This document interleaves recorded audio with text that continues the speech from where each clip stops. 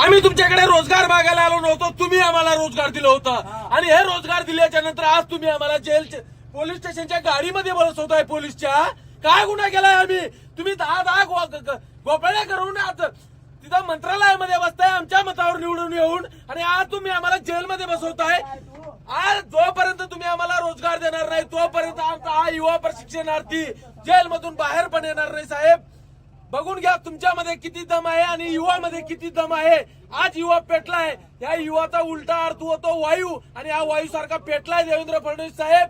हे येणाऱ्या काळात तुम्हाला दाखवून देईल आता काय होतंय समोर. ते तुम्हाला एवढ्या कोणताही कायदा हातात न घेता एवढ्या संख्येने निवडून सत्तेवर बसवलं.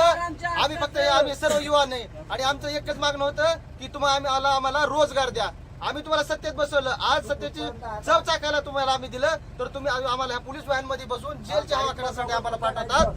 हे सरकार नाकर्ते सरकार आहे, आणि आम्ही पूर्ण ताकदीने पूर्ण महाराष्ट्रातला युवा जर पेटून उठणार नाही तर आमचं नाव तुम्ही युवा प्रश्नात ठेवू नका. हा पूर्ण महाराष्ट्रातला युवा नक्कीच आता पेटून उठणार, आणि याचा तुम्हाला येणाऱ्या काळामध्ये खूप मोठा फटका बसणार. आज आम्हाला जेलमध्ये टाकलं, अशीच जेल तुम्हाला सुद्धा आम्ही युवा एक होऊन तुम्हाला खायला घालल्याशिवाय जेलची हवा गप्प बसणार नाही. इन्क्लाब जिंदाबाद, इन्क्लाब जिंदाबाद, इन्क्लाब जिंदाबाद. बोला सर. असा कसा देत नाही? अरे असा कसा देत नाही? देवा भाऊ बसला खुर्चीवर,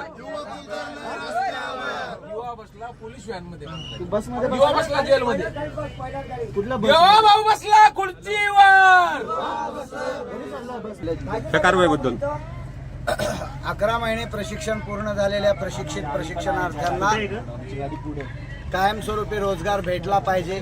कायमस्वरूपी नाही देता येत असलं तर कंत्राटी पद्धतीचा द्या. कंत्राटी देता येत नसेल तर एक्सटेन्शन द्या, मुदतवाढ द्या. कशाही पद्धतीने ह्या पोरांच्या भाकरीचा प्रश्न सोडवा, अशा प्रकारची विनंती आम्ही 1 वर्ष झालं करतोय.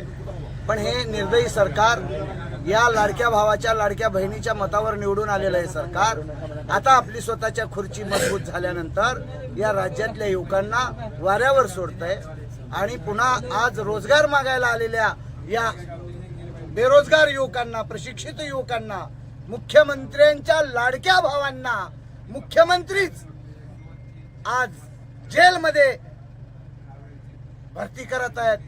आज आम्ही करो या मरो नाही तो जेल भरो हे आंदोलन आज आम्ही पुकारलं होतं, आणि त्या आंदोलनाच्या माध्यमातून आज आम्ही जेलमध्ये जातो. टाळ्या वाजवा. इन्कलाब जिंदाबाद, इन्कलाब जिंदाबाद, भारत माता की जय.